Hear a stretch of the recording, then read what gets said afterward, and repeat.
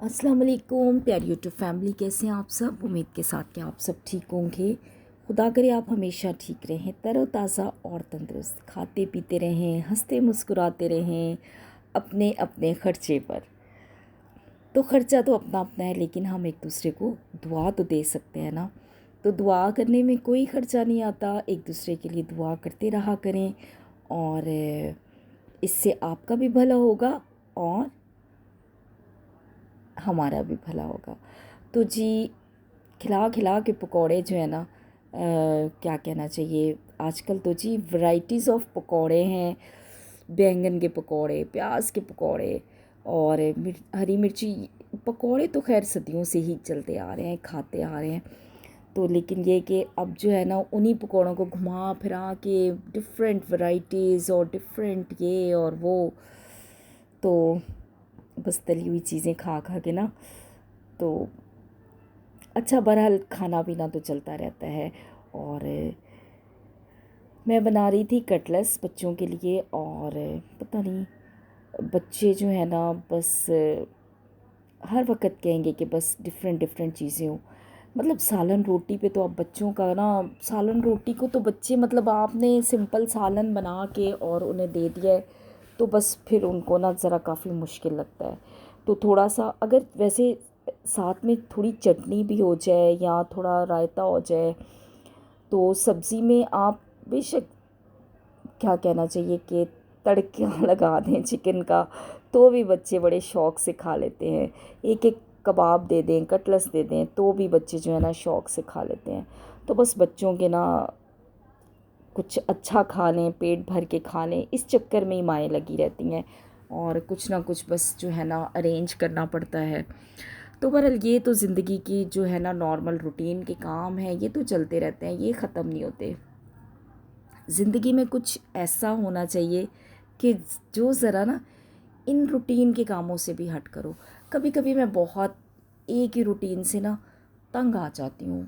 फिर मैं ना क्या सोचती हूँ कि चलो आज ना बर्तन जो है ना थोड़ी देर रखे रहो, बर्तनों को थोड़ी देर रख लें, वरना तो फिर सारा दिन एक एक दो दो बर्तन बस धो धो के ना, वो ऐसे लगता है ना जैसे हम पैदा ही बर्तन धोने के लिए हुए हैं, या हम पैदा ही जो है ना सिर्फ खाना बनाने के लिए हुए हैं। लेकिन मैं तो वर्किंग लेडी रह चुकी हूँ बहुत साल, तो मैंने ज़्यादा जो है वो घर के काम इतने नहीं मैंने किए, बहुत नहीं किए। करती तो थी, क्योंकि घर के काम किए बगैर तो आपका गुजारा ही नहीं है ना। चाहे आप किसी भी पोस्ट पे पहुंच जाएं, आप कुछ कितने बड़े ऑफिसर क्यों ना बन जाएं, ख़वातीन के लिए स्पेशली। अच्छा, जब मैं जॉब किया करती थी ना, तो मैं सोचा करती थी कि जेंट्स अगर जॉब करते हैं ना, तो जब वो जॉब से वापस आते हैं ना, तो उनकी बेगमात जो होती हैं ना, पानी का ग्लास फटाफट पेश करेंगी और मतलब सहमी सहमी सी के मिस्टर हस्बैंड का मूड कैसा होगा।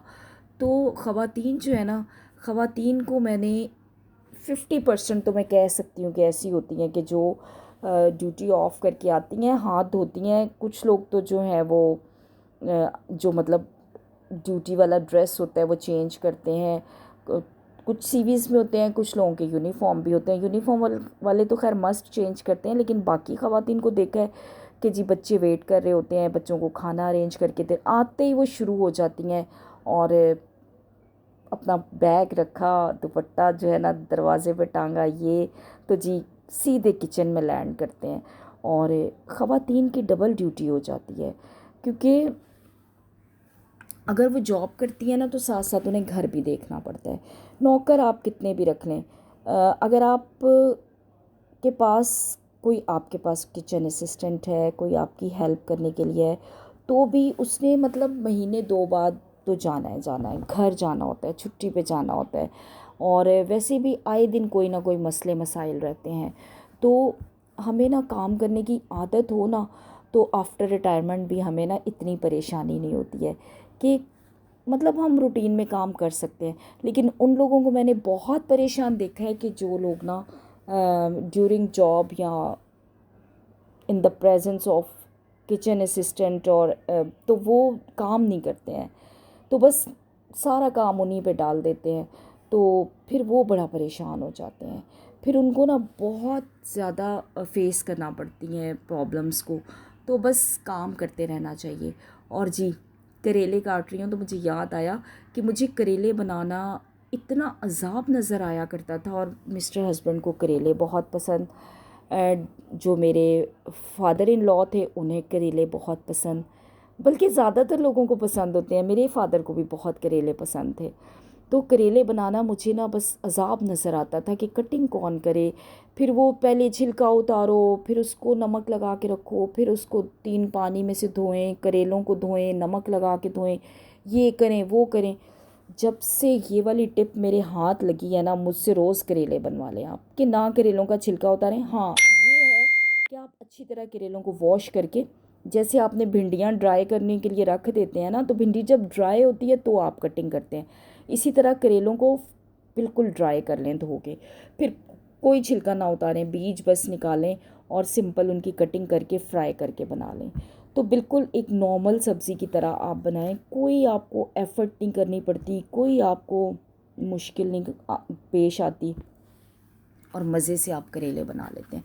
अब तो करेले बनाना मेरे बाएं हाथ का खेल हो गया है। तो पहले मैं बहुत बड़ी करेले बनाने से परेशान हुआ करती थी। तो खाना पकाना बस यही हमारे पास बातें हैं। लेकिन इसके साथ साथ मैं आज ख़ास बात ये बताऊंगी कि हमने जो है ना अपनी ज़िंदगी का असूल ऐसा रखना चाहिए कि चाहे हम एज के किसी हिस्से में हैं, आप अगर आप यंग हैं, आपके बच्चे अभी बहुत छोटे हैं, तो आपका लाइफस्टाइल डिफरेंट होता है। फिर आपकी उस वक़्त आपकी जो है ना यंग एज में आपकी रिक्वायरमेंट्स कुछ और होती हैं कि आपने अपने छोटे बच्चों को लुक आफ्टर करना है, साथ में कोई जॉब करता है तो उसके लिए तो डबल फटीक है। और अगर आप हाउसवाइफ हैं तो हस्बैंड के नखरे नाज, ससुरालियों के और रिश्तेदारों के, इवन देन अपने बहन भाई भी आपके जो है ना बाज़ दफ़ा बड़े नखरे दिखाते हैं। घर आ जाएं तो कहेंगे भी ये तो वो। तो मैं तो खैर इन प्रॉब्लम से काफ़ी आज़ाद हूँ, ना मेरे बहन भाई नखरे दिखाते हैं और ना ससुरालियों ने कभी नखरे दिखाए। तो मैं इस मामले में बड़ी लकी रही हूँ। खुदा खुश रखे ससुरालियों को भी जो बच गए हैं, और बाकी तो आपको पता ही है कि एज के साथ साथ सब नहीं जाना होता है। तो आप ना अपनी ज़िंदगी का ऐसा असूल बना लें। अगर आप मिडिल एज में हैं, या मेरी तरह आप मिडिल एज क्रॉस कर चुके हैं और आप नानी दादी का भी किरदार अदा कर रहे हैं, लेकिन फिर भी नानी दादी का किरदार अदा करने के साथ साथ ऐसा लगता है कि अब भी वही रूटीन है, वही सुबह उठना और उठ के आपने जो है क्या कहते हैं नाश्ता बनाना, वही फिर उसके बाद किचन देखना।